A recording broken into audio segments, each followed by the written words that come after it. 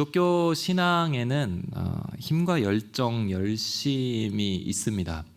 여러분들 좋은 믿음의 선배들 혹은 또 집안에서 또 믿음의 본을 보이시는 분들을 가만히 보면 굉장히 열심히 사십니다. 그냥 그저 그런 정도가 아니라 세상 사람들이 보기에도 열심을 내고 열정적으로 삶이든 믿음 생활이든 교회 생활이든 열심히 하십니다. 그것이 어떤 믿음에 있어서 필수적인 부분입니다. 우리가 이 구원은 행위가 아닌 믿음으로 받는다고 하잖아요. 어떤 행위를 통해서 하나님께서 우리를 의롭게 보시는 것이 아니다라는 것을 강조하지만, 그렇다고 해서 아무렇게나 신앙생활해도 된다 이런 방종적인 그런 태도나 혹은 한번 구원 얻었으니까 이제 더 이상의 신앙 성장은 필요 없지 않느냐, 이런 안일한 신앙이 아니라는 것입니다. 기독교 신앙은 열심과 열정과 사명을 가진 그런 색깔이 있습니다. 오히려 믿기 전과 비교도 안 될 만큼 다른 차원의 열심과 충성, 또 전심전력으로 하나님을 붙드는 그런 모습이 나타나게 됩니다. 저는 여러분들의 이 청년의 때의 신앙이 그런 열심과 열정으로 불타오르기를 축복합니다. 그냥 주일날이 됐으니까 교회 갈게, 갔다 올게, 혹은 저 옛날 파워웨이브 때는 이런 친구들도 있었는데, 엄마 뜻이니까 한번 가줄게 내가 이렇게 얘기하는 그런 친구들이 있었는데, 이러한 그런 아니라고 그냥 그저 그런 신앙생활이 아니라 하나님 안에서 정말 뜨겁게 불타는 그러한 신앙이기를 축복합니다. 성경은 그 믿음의 전심전력을 강조하고 있습니다. 성경 안에서 그저 그렇게 신앙생활했던 인물은 없습니다.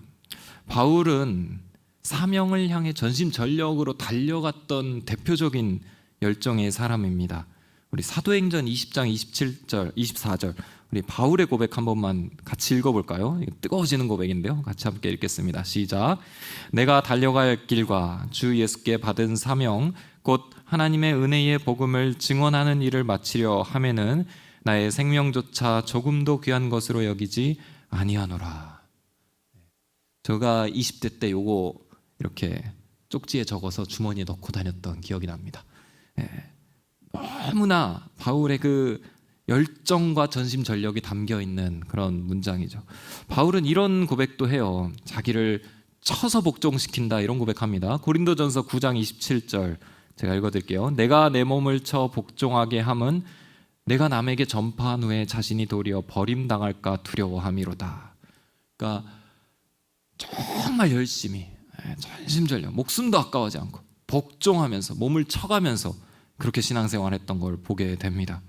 고난 중에도 하나님을 바라보는 그런 신앙, 보이지 않는 자리에서도 신앙의 중심을 지키는 신앙, 비전과 사명을 위해서라면 목숨도 아끼지 않는 신앙, 우리의 모습이 예수 그리스도의 온전하고 그 장성한 분량까지 자라나기까지 계속 우리의 영혼을 성경은 깨우고 도전하고 밀어당기고 있습니다.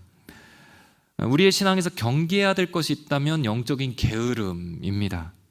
영적인 것으로 아무것도 이렇게 안 하는, 열심히 완전히 사라진 상태, 그때가 영적인 게으름의 상태인데요, 상당히 자주 나타나는, 저는 이것을 영적인 감기라고 표현하는 그런 상태입니다.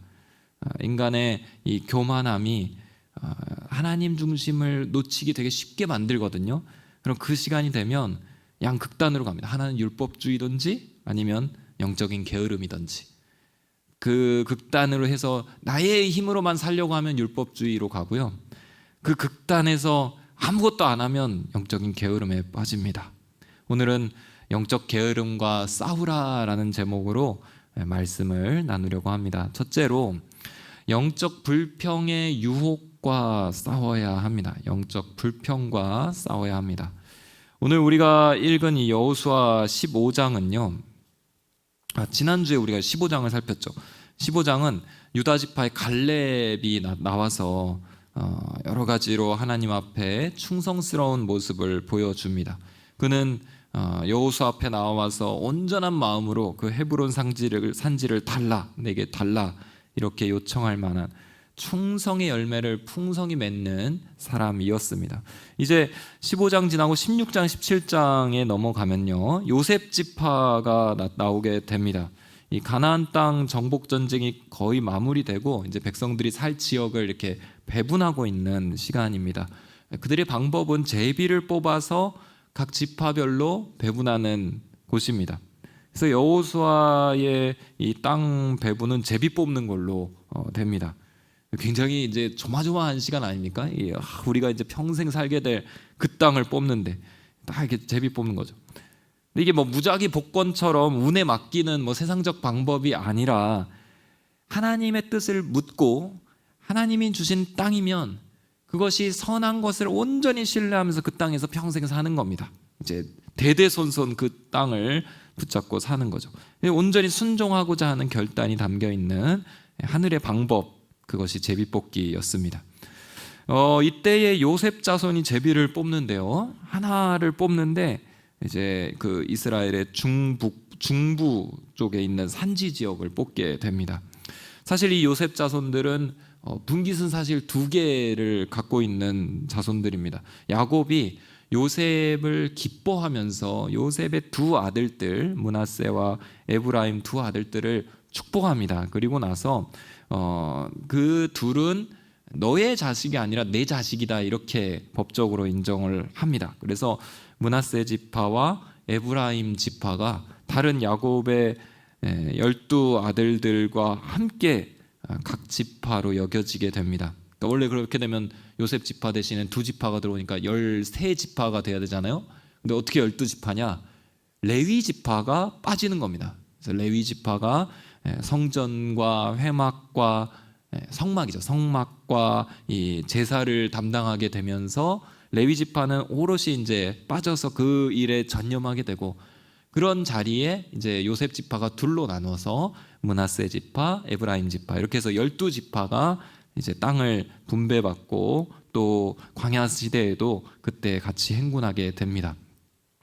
그때의 이 16장에서 요셉 자손들이 한 개의 제비를 뽑는데 이 땅을 에브라임과 므낫세가 나누어 가져야 되는 그런 상황이 온 겁니다. 이미 므낫세의 반 정도는 요단강을 건너오기 전에 바산 땅을 받았습니다. 그래서 그 땅이 목초지로 좋기 때문에 우리는 이 땅에 살겠습니다. 대신 우리가 그 가나안 땅에 전쟁에 나아갔을 때 우리가 먼저 싸우도록 하겠습니다. 허락해 주십시오 해서 바산 땅을 먼저 갖고 있었어요. 나머지 므낫세의 반 정도 되는 지파와 또 이 큰 민족을 이루었던 요셉의 이 에브라임 지파와 므낫세 반 지파가 이 제비 뽑은 땅에 서로 일부를 나누어 갖게 됩니다. 자, 어떤 반응이 있을까요? 우리가 예상하는 그 반응이 일어납니다. 불만이 생기는 거죠. 왜 우리는 한 번만 제비를 뽑느냐? 그래서 그들이 여호수아를 찾아옵니다. 우리 14절 말씀 함께 읽어볼까요? 14절 시작. 요셉의 자손들이 여호수아에게 말했습니다. 여호와께서 지금까지 내게 큰 복을 주셔서 내가 큰 민족이 됐는데 왜 내게 한 번만 제비를 뽑아 한 목만 유산으로 주십니까? 그 부분입니다. 왜 우리는 2 민족 아닌가? 2 지파잖아요. 그렇게 인정받고 살았는데 왜 우리는 한 번만 제비를 뽑아 한 목만 유산으로 주십니까? 자, 이들의 마음을 우리가 한번 살펴보기를 원하면 언뜻 보면 정당한 요구처럼 느껴집니다. 또 실제로 2 지파이고 2 지파로 분류해서 항상 뭐 싸워오든 뭐 행군하든 둘로 나눠서 했거든요. 둘로 인정을 받아왔거든요. 그러니까 이 요구가 합리적인 요구인 것 같습니다. 그 불평이 당연해 보입니다. 그렇지만 이 요구는 여호와께서 제비 뽑기 모든 상황을 주관하시며 결과적으로는 에브라임과 므낫세에게 가장 선한 것을 주신다는 그 고백과는 거리가 있어 보입니다. 이들이 뽑은 지역은 사실 보면 더 할 말이 없습니다. 왜냐하면 이들이 뽑은 지역은 굉장히 큰 지역이에요. 에브라임과 므낫세의 분깃은 중부 산지 지역인데 요단 서편에서, 그러니까 요단강 건너와서 차지한 그 가나안 땅에서 제일 큰 지역이 남쪽에 유다가 차지하고요, 그 다음으로 큰 땅을 이들이 차지합니다. 그래서 나중에 여러분들 한번 그 어디 인터넷이나 이런 데 한번 찾아 들어가셔서 그 12지파가 어떻게 땅을 차지했는지 한번 지도 한번 보시면 제일 먼저 들어오는 게 므낫세라는 이름이 들어올 겁니다. 므낫세가 진짜 크게 차지해요. 그리고 에브라임이 그 안에서 일부를 산지 지역을 차지하고요, 유다가 또 밑에 큰 지역을 차지하고 있고 그렇게 되어 있습니다.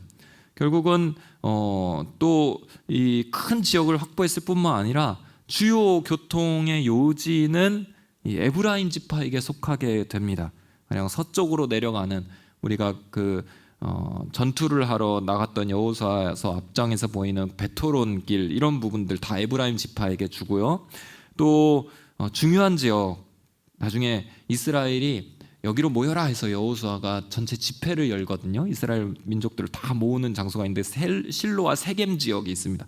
그 세겜 지역도 이 에브라임에게 줍니다. 그러니까 에브라임이 무시당한 지파가 아니에요. 굉장히 영향력이 있고 그들에게 맞게 또 하나님께서 주신 땅이었습니다.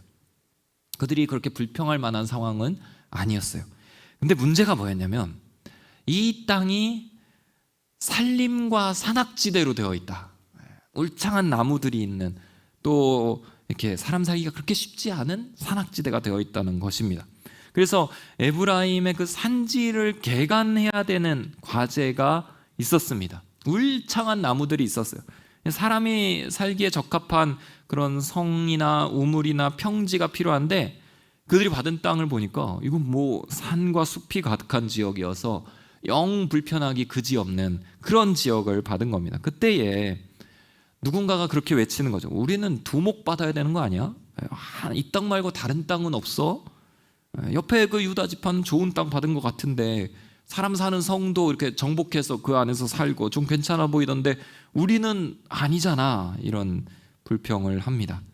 그리고 급기야 이 요셉 자손의 지도자들이 여호수아를 찾아갑니다. 여호수아를 찾아가는 이유도 짐작이 돼요. 왜냐하면 여호수아는 에브라임 지파에 소속되어 있었기 때문입니다. 그러니까 에브라임 지파 출신의 지도자였어요. 우리 식구잖아요. 여호수아가 우리 말 들어주지 않을까? 그도 이 상황 잘 이해할 거야. 그런 마음으로 나아가서 여호와께서 내게 큰 복을 주셔서 큰 민족이 되었는데 어떻게 한 목만 유산으로 주심이 말이 됩니까? 이런 이제 항변을 하는 거죠. 자, 이 요청 안에 담겨 있는 그들의 마음이 어떤 마음이었을까? 여호와께서 내게 큰 복을 주셨습니다. 그러면 그 다음에 뭐가 나와야 될까요? 하나님 감사합니다. 하나님 나에게 큰 민족을 이루게 하셨으니 감사합니다. 이렇게 찬송과 감사가 나올 법도 한데 여기는 전혀 그런 것과는 거리가 멉니다. 하나님의 복에 대한 감사가 아니라 오히려 그 복을 주신 그 사실을 더 큰 것을 얻기 위해서 이용하고 있는 것입니다. 하나님의 은혜를 중심에서 감사로 올려드리는 것이 아니라 그거를 빌미로 우린 더 받아야 되는 거 아닙니까? 다른 목적을 성취하고자 합니다. 공동체를 위하는 것도 아니고 이스라엘 전체를 위하는 것도 아닙니다. 재입복귀 다시 하자 이런 말을 하는 걸 수도 있어요. 이기적인 목적으로 더 좋은 땅을 더 달라는 요구를 이들이 이렇게 하고 있습니다. 그리고 그 불편함에, 지금 자신이 처해 있는 그 불편함의 책임을 자기가 지는 게 아니라 지금 이 리더십의 불공정한 처사, 이해 안 되는 방법으로 행하시는 하나님의 탓으로 돌리고 있습니다. 권위에 순복하고 주어진 리더십의 결단을 받아들이기보다는 원망과 불평을 늘어놓는 선택을 합니다. 이게 참 어려운 거예요. 우리 안에서 불평이 올라올 때 여러분들 주의하셔야 됩니다.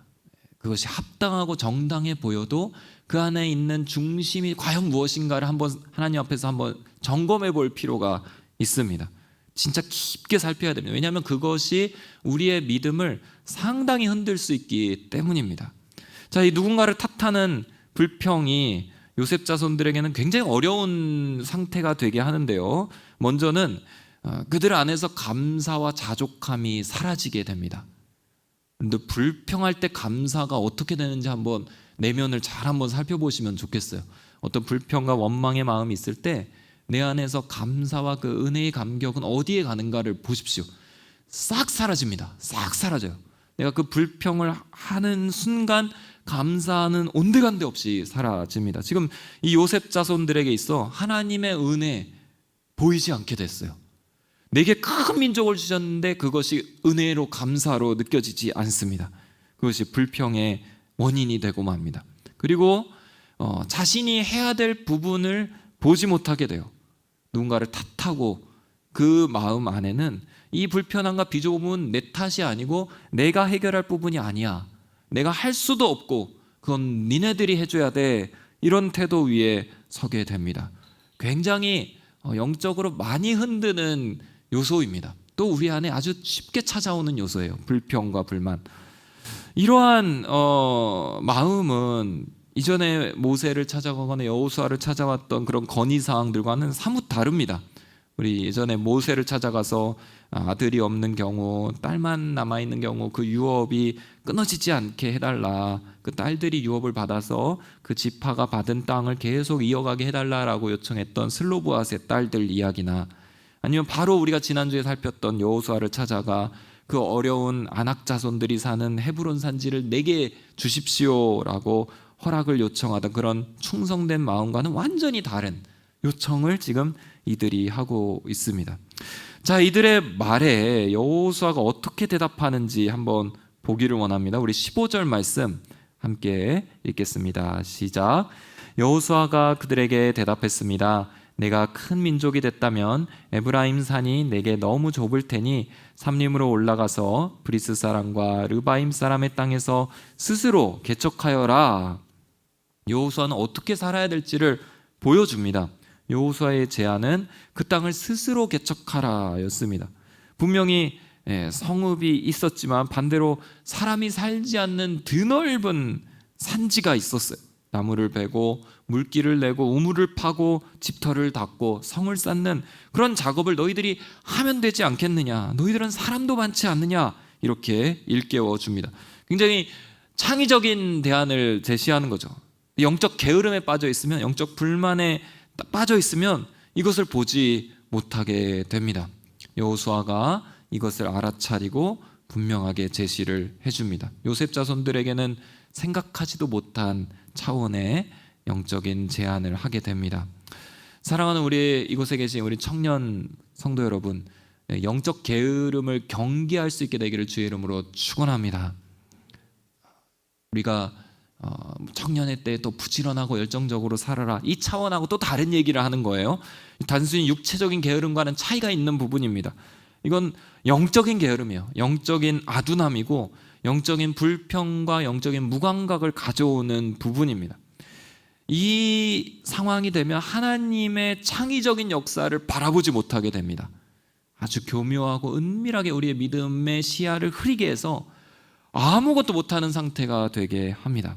먼저 영적인 불평은 하나님의 은혜를 해석하는 능력을 마비시킵니다. 은혜를 이야기하지만 은혜의 결과가 해석이 달라요. 은혜가 불평이 돼요. 은혜가 감사가 되지 않습니다. 부정적인 감정과 에너지에 휘말려서 문제를 해결하기보다는 다른 누군가를 향한 탓과 핑계와 원망으로 나아가게 됩니다. 이기적인 목적을 위해 이용하게 되고 그것을 허용하지 않는 상황이 너무도 불편해지는, 상황에 대한 불평으로 가득 차 있는 그런 마음이 됩니다. 이런 마음에는 참된 신앙의 열매가 맺히지 않습니다. 또한 영적인 무감각이 있어요. 영적으로 하나님의 역사를 바라보지 못하게 됩니다. 하나님이 산악지대를 주게 하신 데에도 분명한 이유가 있지 않겠습니까? 그분의 이유는 그분이 그 지역을 주신 이유는 분명한 선한 계획이 있지 않을까요? 그런데 영적 불평에 사로잡혀 있으면 그 이유를 헤아릴 여유가 없게 됩니다. 그리고 스스로를 굉장히 지혜롭다 착각하게 됩니다. 영적 분별력이 사라집니다. 불평하고 핑계대며 무감각해지고 불순종해지며 교만하게 되는, 그게 또 다시 불평이 되고 핑계가 되고 무감각하고 불순종하며 교만한, 이런 온갖 악순환이 이 안에서 벌어지게 됩니다. 사랑하는 성도 여러분, 우리 안에 있는 이 영적 불평과 싸울 수 있게 되기를 주의 이름으로 축원합니다. 여러분들 안에서 그것을 감지해낼 수 있는 성령의 민감함이 깨어있기를 바랍니다. 그리고 여러분들에게 있어 어떤 불평이 올라오려고 할 때, 하나님에 대한 원망이 찾아올 때에 다시 한번 하나님의 은혜를 바로 해석할 수 있는 성령의 일깨우심이 있기를 축복합니다. 둘째로 오늘 말씀은 영적 무기력과 싸우라라는 겁니다. 또 불평하면서 또 무기력한 것을 보게 되는데요, 여호수아가 살림으로 올라가 개척하면 되지 않느냐, 이 말에 대해서 요셉 자손들이 이렇게 반응합니다. 16절 말씀 함께 읽겠습니다. 시작. 요셉의 자손들이 대답했습니다. 산악지역은 충분하지 않습니다. 게다가 평지에 사는 모든 가나안 사람들은 베스안과 그 주변에 사는 사람이나 이스라엘 골짜기에 사는 사람도 모두 철전차를 가지고 있습니다. 두 가지 얘기합니다. 일단 산악지역은 충분하지 않아요.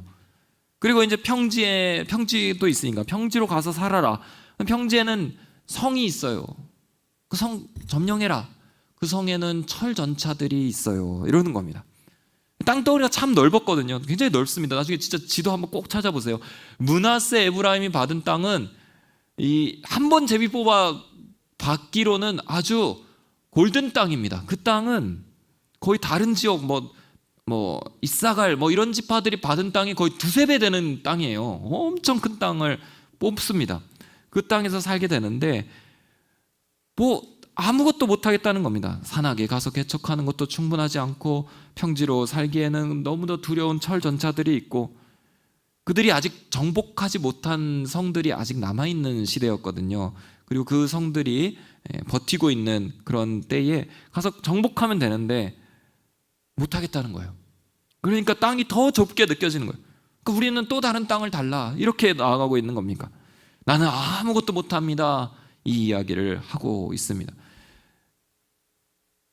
개척도 안 하고 땅은 충분하지 않다고 하고, 평지로 가라, 평지에는 철전차들이 있다, 두렵다. 아무 시도도 안 한 채 믿음의 발걸음을 한 걸음도 못 떼고 그저 두렵습니다. 하나님, 나에게 땅을 더 주시지 않습니다. 이렇게 자신이 움직이지 않는 수없는 이유를 찾고 무너져서 주저앉아 있는 것입니다. 이 짧은 본문 안에서 우리는 영적 게으름이 가져오는 영적 실패의 모습을 다 살펴볼 수가 있습니다. 지금 이들이 누구인가요? 지금 어떤 상황인가요? 여호수아서잖아요. 가나안 정복 전쟁이며 하나님의 그 기적 같은 승리를 계속해서 경험해 가던 사람들이었잖아요. 이들은 용사들입니다. 그들이 경험한 승리는 정말 성경에서도 아주 생생하고 극적인 큰 기적의 승리들이었어요. 하나님은 약속을 성취하고 계시는 분이라는 걸 그들이 삶으로 보여주고 있었고, 조상들이 대대로 갈망하던 그 땅에 그들은 들어와 지금 살기 직전에 있습니다. 옆에 유다지파 갈렙은 85세 노인임에도 가장 큰 거인들이 사는 헤브론 산지 내가 정복하겠습니다 라고 와서 요청했는 그런 믿음의 발걸음들이 계속 일어나고 있는 그런 현장 속에 그들이 있거든요. 그들이 실제로 그걸 경험해오는 사람들이거든요. 정신을 바짝 차리고 있어도 모를 중요한 시간에 어느 순간 이렇게 김 빠져서 주저앉고 있는 사람들이 생기는 것입니다. 이 영적 게으름은 중요한 순간에도 틈탑니다. 때를 가리지 않고 전쟁 중에도 틈타고요, 영적인 승리가 있어도 틈탑니다.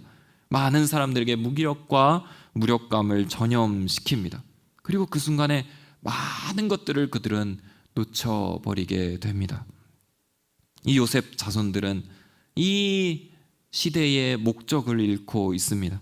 가나안 정복과 또 하나님의 그 아브라함 때부터 주신 그 약속이 드디어 성취되는 그 중요한 시간이라는 사실을 깨닫지 못하고 있습니다. 전쟁의 대상도 놓치고 있습니다. 지금 가나안 민족은 두려워할 대상이 아니라 진멸해서 심판해야 되는 하나님의 대적들이거든요.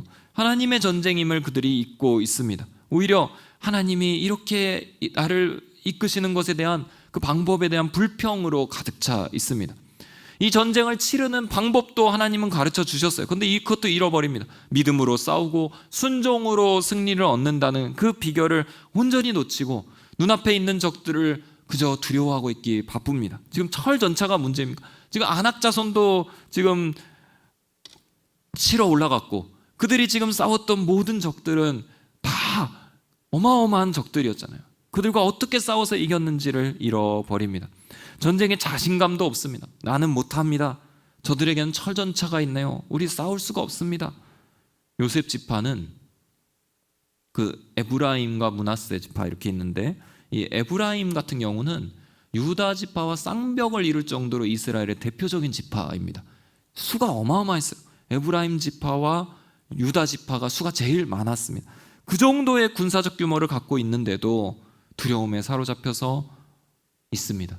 마치 그 민수기에 나오는 그 가나안 땅을 정탐하고 온 그 열 정탐꾼들이 우리는 저들 앞에서 메뚜기 같습니다. 우리는 아무것도 못하겠습니다. 여기 다시 돌아가는 게 낫겠습니다. 이렇게 불평하고 있는 것과 별로 다를 바가 없습니다. 영적 무기력에 빠지면 그런 상태가 돼요. 자, 어떤 처방이 있는가? 이 영적 게으름에 빠진 자들에 대한 여호수아의 대답을 살피기를 원합니다. 우리 17절 18절 말씀 함께 읽겠습니다. 시작. 그러나 여호수아는 요셉의 집 곧 에브라임과 므낫세 지파에게 말했습니다. 너는 큰 민족이고 세력도 크니 한 번의 제비만 뽑을 수는 없다. 산악지역도 내 것이 될 것이다. 산악지역일지라도 내가 스스로 개척하여라. 그러면 그 끝자락까지 내 것이 될 것이다. 가나안 사람들이 철전차를 가졌고 힘이 막강하더라도 너는 그들을 쫓아낼 것이다. 여호수아는 요셉 지파를 격려합니다. 너희는 할 수 있다. 너희는 여호와께서 복을 주신 큰 민족이 아니더냐. 너희 입술로 지금 고백하고 있잖아. 여호와께서 복을 주셔서 큰 민족을 이루었거늘 그렇게 말했지 않냐.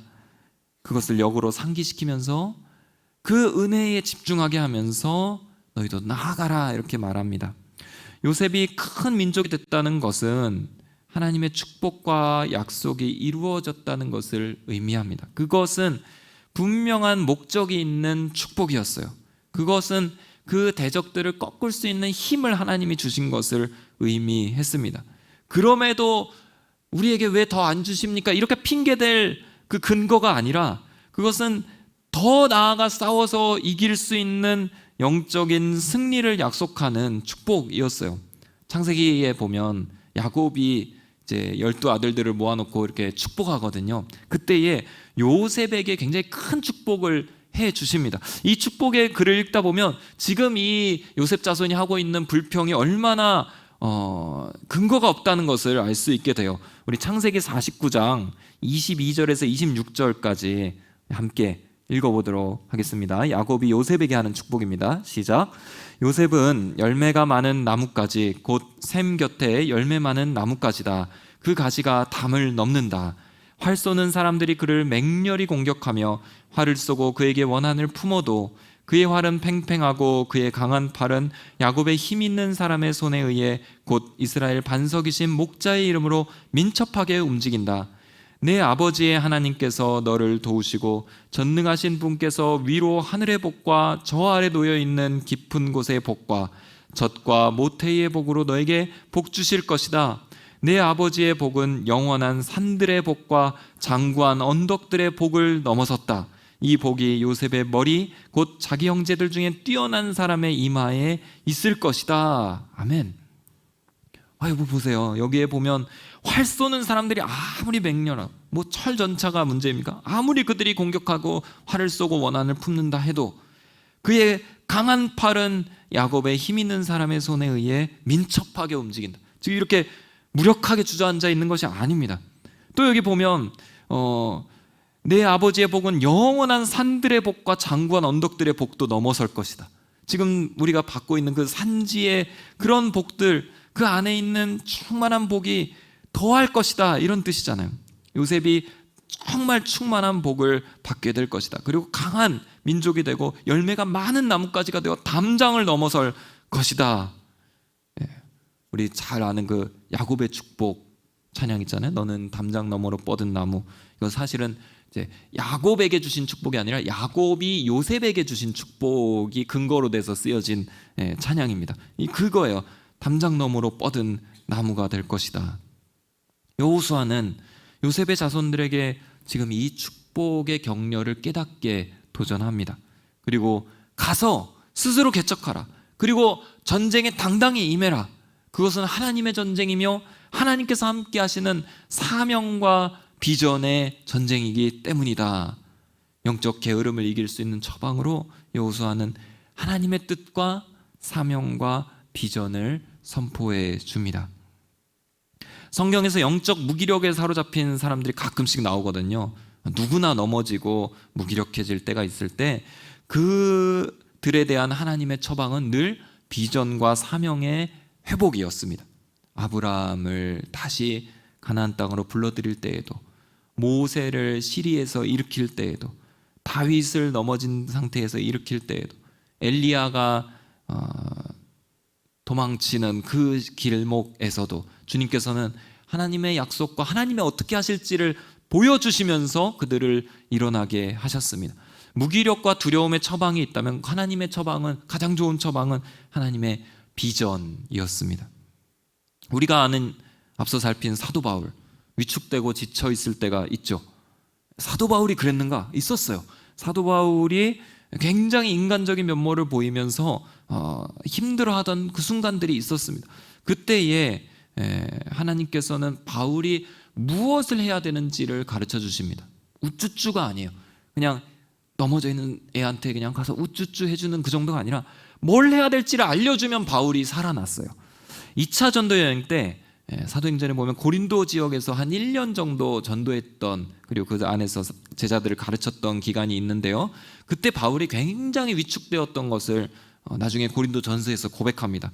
고린도 전서에 보면 내가 너희 가운데 거할 때 약하고 두려워하고 심히 떨었다, 이렇게 나옵니다. 그 바울이 약하고 두려워하고 두근거리며 심히 떨었던 그런 것을 고백합니다. 그런데 그 고린도 지역에서 주님이 바울을 격려하시는 장면이 사도행전 18장에 나옵니다. 우리 18장 9절 10절 말씀 함께 읽어보도록 하겠습니다. 시작. 밤에 주께서 환상 가운데 바울에게 말씀하시되 두려워하지 말며 침묵하지 말고 말하라. 내가 너와 함께 있음에 어떤 사람도 너를 대적하여 해롭게 할 자가 없을 것이니 이는 이 성 중에 내 백성이 많음이라 하시더라. 이 고린도 지역에서 두려워하고 심히 떨고 있는 바울을 향해서 침묵하지 말고 말하라. 내가 너와 함께하고 내가 이 성 중에 내 백성들을 많이 남겨두었다. 복음을 전하라. 사명을 깨우쳐 주십니다. 바울이 후에 이제 로마에 압송되어 갈 때에 배를 타고 가잖아요. 그때 풍랑을 만납니다. 이 풍랑은 어마어마한 풍랑이었어요. 아마 성경에 나와 있는 그 표류하는 것 중에 가장 극심한 표류가 아니었을까 싶습니다. 배 안에 있는 모든 사람들이 소망을 잃어요. 이게 살 소망을 잃었다라는 표현이 나오는데 그거 아무 때나 쓰는 표현이 아니잖아요. 살 소망을 잃었다. 실제 그렇게 살 소망을 잃고 여러 날을 표류합니다. 이후 14일 이상을 표류하는데 얼마나 무섭고 두려운 상황이었겠어요. 사람들은 음식이 있어도 먹지 않을 만큼 이제는 시리에 빠져 있을 때에 바울이 일어나서 사람들을 격려합니다. 근데 그 격려의 근거가 하나님께서 나에게 지금 말씀해 주신 것이 있다라는 거예요. 사도행전 27장 24절 이 말씀 함께 읽겠습니다. 시작. 바울아 두려워하지 말라. 내가 가이사 앞에 서야 하겠고 또 하나님께서 너와 함께 항해하는 자를 다 내게 주셨다 하였으니. 두려워하지 말라. 살 소망 너는 가져라. 너는 반드시 로마에 가서 가이사 앞에 서야 하겠고 하나님께서는 지금 이 사람들을 다 너와 함께 할 수 있게 너에게 주셨다. 이런 말씀을 해주시고 복음을 전해야 할 사명을 깨우쳐 주시는 순간 바울이 회복됩니다. 사랑하는 우리 청년 형제자매 여러분, 오늘 우리는 어떤 영적 상태에 있으십니까? 여러분들의 사명은 무엇입니까?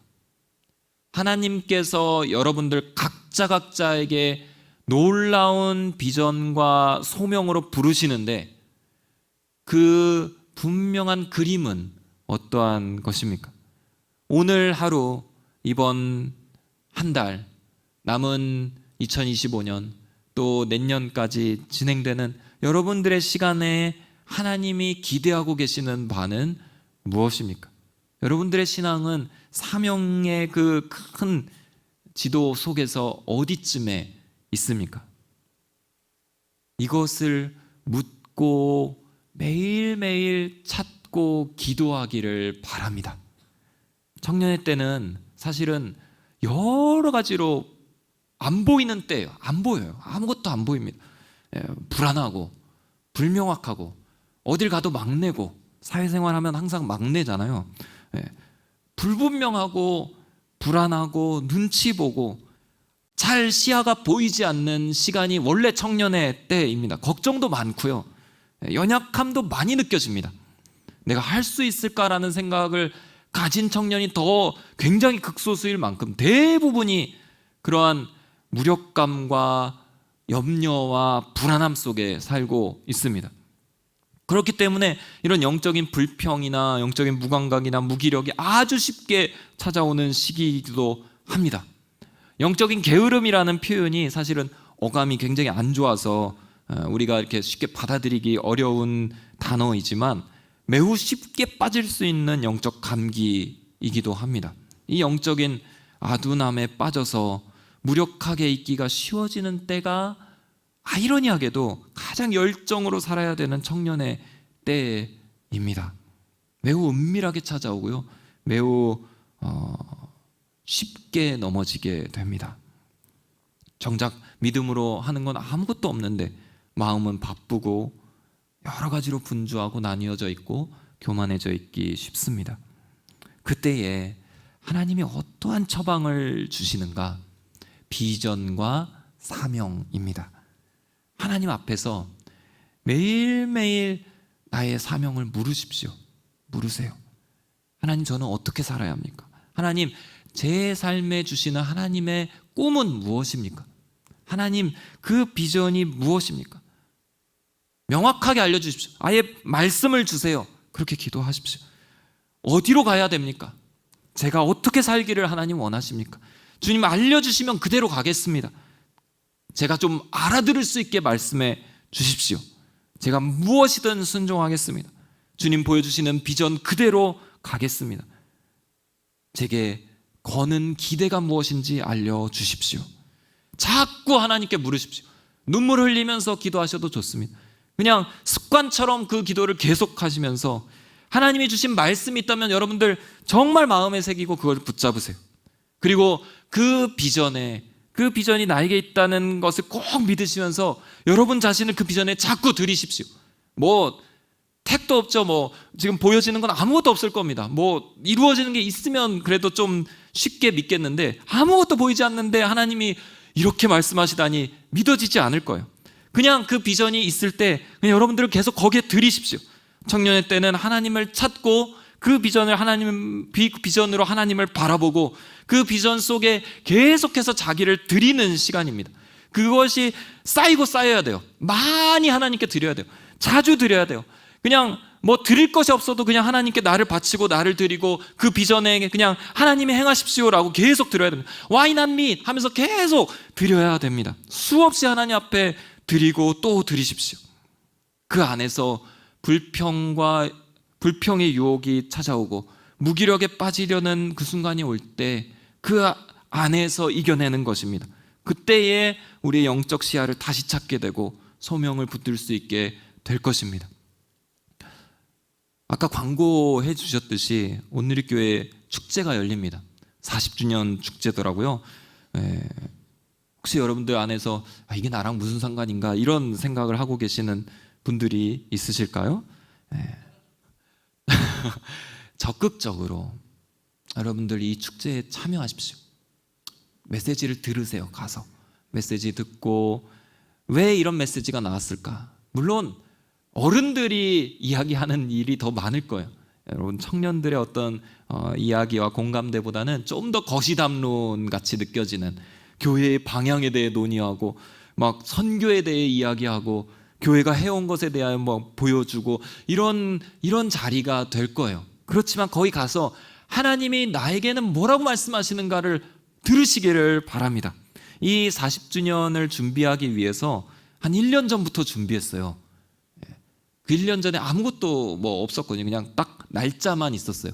그리고 교회에서 각 분야에서 이렇게 사람들을 모아서, 물론 대학 청년들도 대표로 있었어요. 대학 청년 본부에서 대표자들이 와갖고 같이 함께 했어요. 한 20명 정도가 모여갖고 기획이란 걸 하기 시작했어요. 날짜밖에 없습니다. 우리가 이제 40주년을 맞이하는데 뭘 해야 될까?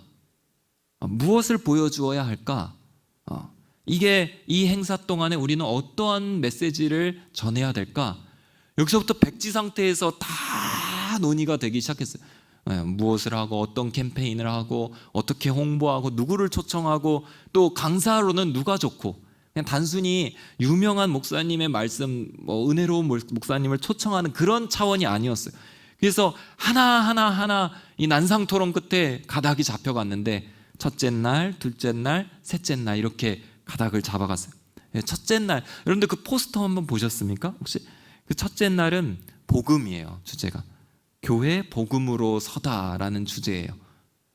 그냥 단순히 예수님의 십자가와 부활 이 정도가 아니라, 이 40년을 가만히 보니까 이 40년의 시간이 교회사적으로는 복음이 굉장히 공격받던 시간이었습니다. 사람들이 굉장히 여러 가지 종교를 접하게 되고 또 세계화가 되면서 사람들이 기독교만 진리냐라고 이야기하는 사람들이 많아졌어요. 그리고 성경을 여러 가지로 다르게 분석하면서 자기 마음대로 성경을 해석하면서 복음을 흔드는 자유주의적인 신학이 막 팽배해지던, 신학교 안에서도 그게 다수가 되는 그러한 시대에서 복음 중심의 교회로 40년을 살아온 거예요. 온누리 교회가. 어떻게 그럴 수 있었을까? 이 부분을 고민하면서 정리하는 겁니다. 그리고 참으로 복음을 붙드는 교회가 되기 위해서, 복음의 공동체가 되기 위해서 어떻게 우리가 나아가야 할 것인가, 그런 메시지가 첫째 날 화요일 오전에 선포가 됩니다. 제목 한번 보세요. 교회 복음의 공동체. 또 우리 장로님 나오셔서 세상이 왜 이런가요? 이게 강의 제목이에요. 세상이 왜 이런가요? 복음을 흔드는, 복음을 믿지 않는 세상이 된 거죠. 그리고 세계관과 복음, 그날 저녁 집회가 온전한 복음, 이게 이제 주제입니다. 둘째 날 문화가 주제예요. 문화. 온누리 교회는 참으로 여러 가지 문화적인 시도를 했었거든요. 그래서 지금 우리는 당연하게 알고 있는 한국 교회의 여러 가지 것들이 그때 당시에는 온누리 교회가 파격적으로 하면서 했던 부분들이 많이 있습니다. 근데 둘째 날 주제가 교회 문화로 퍼져가다. 그렇다고 뭐 40년 동안 우리가 해왔던 문화적 코드들을 소개하는 시간이 아니라요, 이 시대의 교회의 사명이 무엇일까, 문화적인 측면에서 교회는 무엇을 바라보아야 하는가, 이런 부분들을 이야기할 겁니다. 그래서 교회 문화의 변혁자로서의 사명이 있는 거고, AI 시대와 교회, 이런 시대에 교회는 무엇을 붙들어야 되는가, 또 폭력, 고통, 두려움의 세계 문화 속에서의 선교. 이게 강의 제목이에요. 폭력, 고통, 두려움의 세계 문화 속에서의 선교. 그러니까 어떻게 교회가 나아가야 되는지 그 방향을 정말 고민하면서 메시지 하나하나가 선포될 것입니다. 셋째 날 선교예요. 그냥 오늘 교회 하면 선교니까 이렇게 선교를 뭐 망라해서 선교 업적을 보여주는 그런 게 아닙니다. 이 선교도 그 시대에 각각의 포인트들이 있었어요. 그 시대마다 중요한 선교적 과제들이 있었어요. 그러면 오늘 2025년에 선교의 과제는 뭘까? 선교를 위해서 우리는 무엇에게 초점을 맞춰야 될까? 그런 주제가 강의가 돼요.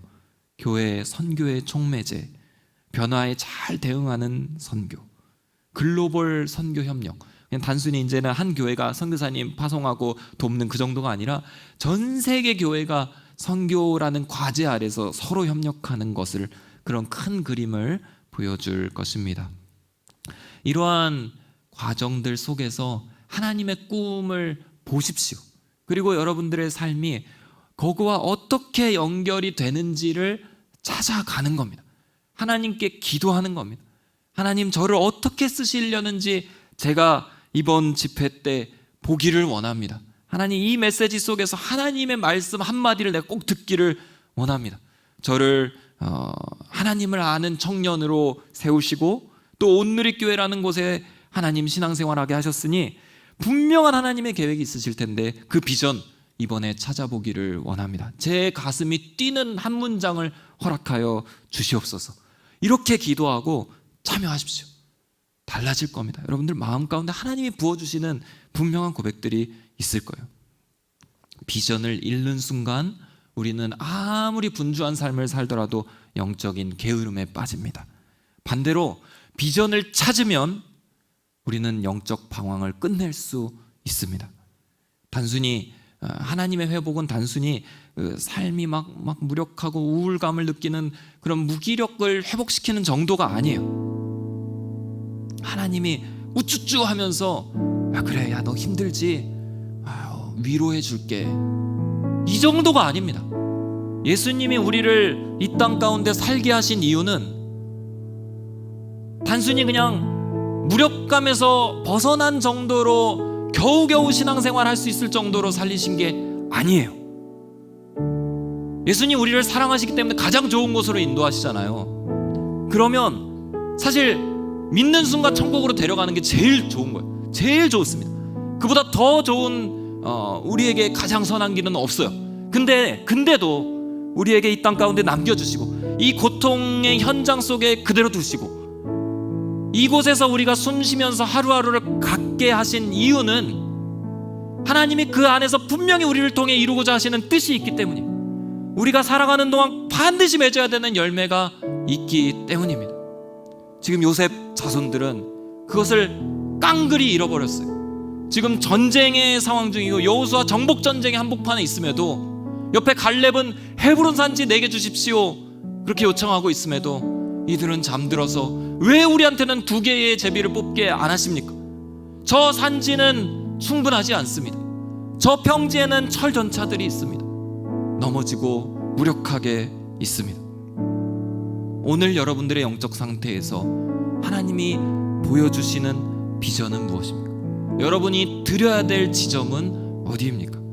그것을 붙드시고 나아가시기를 바랍니다. 말씀을 정리합니다. 여러분들 삶을 낭비하지 마십시오. 분명한 소명을 붙잡고 나아가십시오. 영적 불평, 영적 무감각, 영적 무기력과 아주 치열하게 싸우십시오.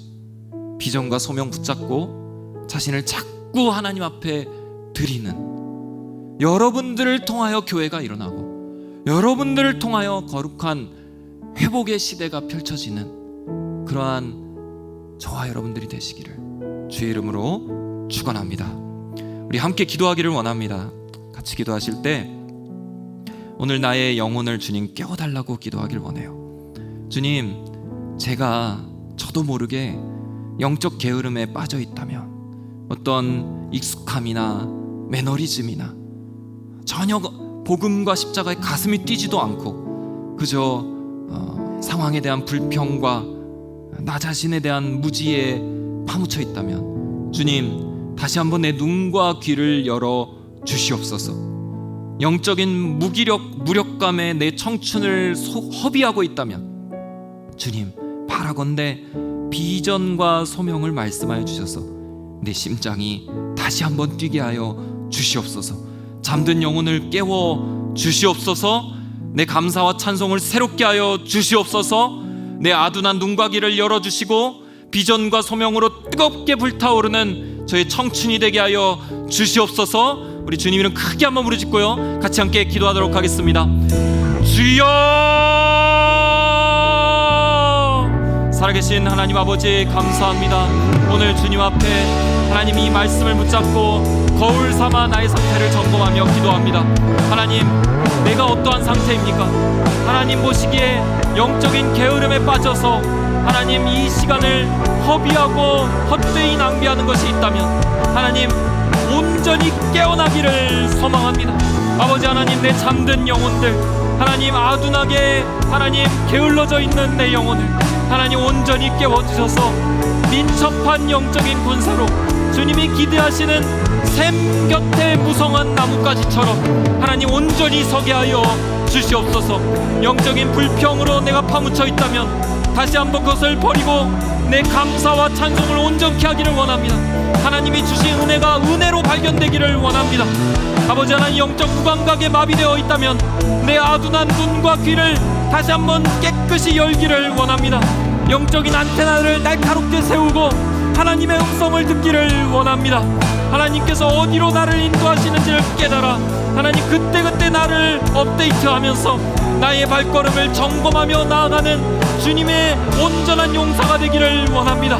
주님, 내 영혼이 무력감에 빠져 있다면 아무것도 행하지 않으며 아무것도 바라보지 않으며 그저 핑계로 가득 차 있는 무기력 속에 내 영혼이 있다면 하나님, 이것이 결코 하나님께서 기뻐하시는 상태가 아님을 고백합니다. 내 영혼 깨워 주시옵소서. 비전과 소명 말씀하여 주시옵소서.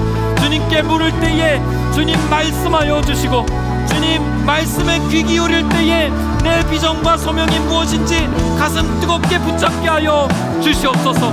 그것을 붙들고 세상 가운데 서게 하여 주시고 하나님께서 주신 하루가 단 하루일지라도 아버지 하나님, 그 하루를 통하여 내 삶을 통하여 하나님 영광 받으시는 역사가 일어나게 하여 주시옵소서. 주님, 내 심장이 뛰게 하여 주시고 주님, 내 눈이 열려지게 하여 주시고 주님, 내 영혼이 무장되게 하여 주시고 비전과 소명에 불타오르는 사람으로 온전히 살아있게 하여 주시옵소서. 하나님 임재하여 주시옵소서.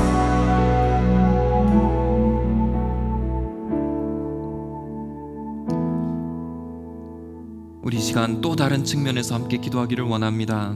우리 가나안 땅을 밟은 이스라엘 민족의 큰 지파, 쌍벽을 이루는 지파가 능력을 잃고 사명을 잃고 야성을 잃고 핑계와 불평에 사로잡히는 것을 보았습니다. 주님, 우리가 이 시대를 살면서 크리스천으로 존재할 때에 그저 경건의 모양만 갖춘 자가 아니라 경건의 능력을 갖춘 무늬만 크리스천이 아니라 참되고 순결한 능력의 성령의 도구로 살아가는 저희들이 될 수 있게 주님 새롭게 하여 주시옵소서. 성령 하나님 도와주시옵소서. 하나님 깨어있는 삶을 원하고 하나님께서 기뻐하시는 삶을 원하고 하나님 하루를 살아도 하나님께 칭찬받는 삶이 되기를 원합니다.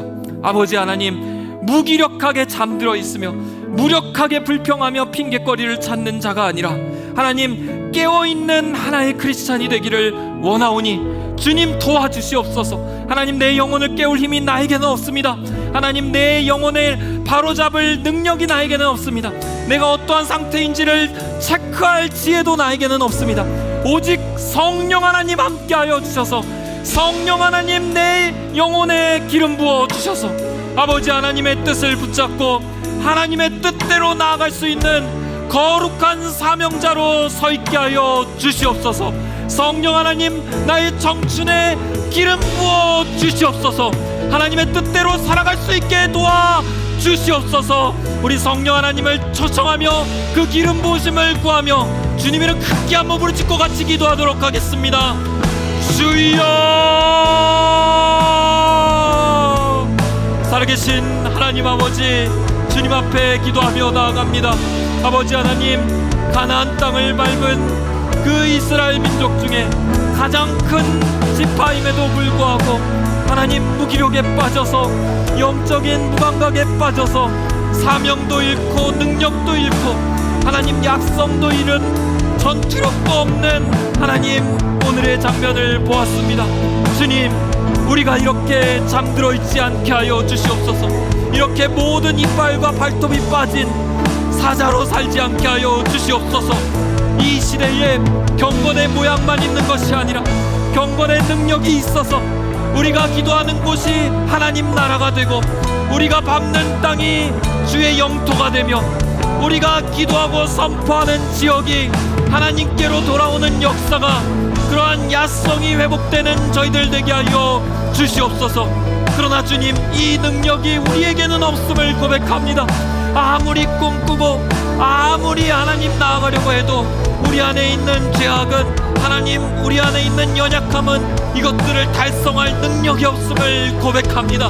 오직 힘으로도 아니 되고 능으로도 아니 되고 오직 나의 영으로 된다 말씀하신 그 하나님의 말씀 따라 성령의 권능을 내 위에 부어주셔서 하나님이 모든 것을 온전히 이루고 나아가는 저희들 될 수 있도록 주님 축복하여 주시옵소서. 아버지 하나님, 우리의 기도가 식어지지 않게 하여 주시고 성령 하나님을 바라보며 붙잡는 우리의 시도가 멈추어지지 않게 하여 주시고 그리스도의 나라가 이 땅 가운데 온전해질 때까지 날마다 성령 하나님을 구하며 그 기름 부으심을 사모하며 하나님 앞에 서 있는 거룩의 능력이 나타나는 크리스찬이 될 수 있도록, 그러한 청년이 될 수 있도록 주여 역사해 주시옵소서. 우리의 삶을 돌아보게 하여 주시고 우리의 삶의 모든 연약함들을 주님 주의 능력으로 채워주시고 하나님 불안과 염려의 모든 지점마다 하나님의 계획과 사명을 보여주셔서 아버지 하나님, 이 땅을 걸어가는 청년들이 하나님 방향을 잃지 않고 하나님의 능력을 신뢰하며 순결하고 새벽 이슬 같은 거룩한 주의 청년들로 온전히 서갈 수 있도록 주여 이 시대에 기름 부어 주시옵소서. 우리 다윗 공동체 위에 기름 부어 주시옵소서. 비전과 사명이 계속해서 선포되게 하여 주시고 말씀을 붙잡고 변화되는 역사가 있게 하시며 이 땅의 청년들이 밟는 모든 영역이 주의 뜻대로 회복될 수 있도록 주님 친히 동행하여 주시옵소서. 주님 축복하여 주시옵소서. 하나님 함께하여 주시옵소서. 살아계신 하나님 아버지, 우리에게 믿음의 도전과 하나님의 사명을 향한 발걸음의 회복을 말씀하여 주시니 감사합니다. 주저앉아 있어서 아무것도 하지 않으면서도 불평과 핑계와 원망으로 가득했던 주님, 수천 년 전에 이 요셉 사람들을 하나님 우리가 따라가지 않게 하여 주시옵소서. 주님이 보여주신 분명한 사명을 붙잡고 여호수아처럼 하나님 나라의 개척자로, 또 주님의 나라를 일구어가는 자로, 길이 없으면 길을 만들어내고 사막일지라도 강을 흐르게 하는 하나님의 능력의 도구로 하루를 살아도 하나님께서 기뻐하시는 열매를 맺을 수 있는 주의 청년으로 서 있게 하여 주시옵소서. 한 분 한 분의 기도 위에 주님 기름 부어주시고 특별히 주님의 비전과 사명을 묻는, 나아가야 할 길을 묻는 청년들의 기도에 주님 생생하게 응답하여 주시옵소서. 다윗 공동체의 모든 예배와 사역 위에 그러한 기름 부으심이 넘칠 수 있도록 주님 축복하여 주시옵소서. 감사드리며 우리의 주인 되시는 예수 그리스도의 이름으로 기도하옵나이다. 아멘.